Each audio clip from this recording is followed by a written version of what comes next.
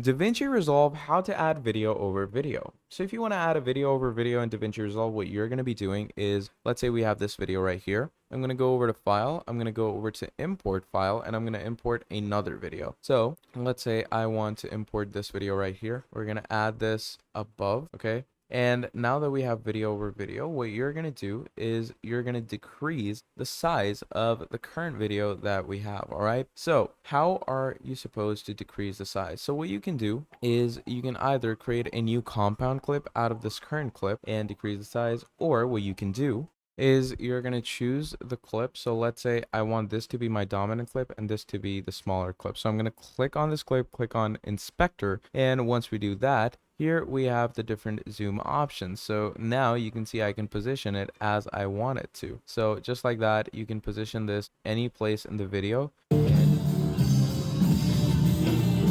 So you can see they both work together. So just like that, you can do a video over video. So that's pretty much about it. Thank you for watching, and I'll see all of you next time. Goodbye.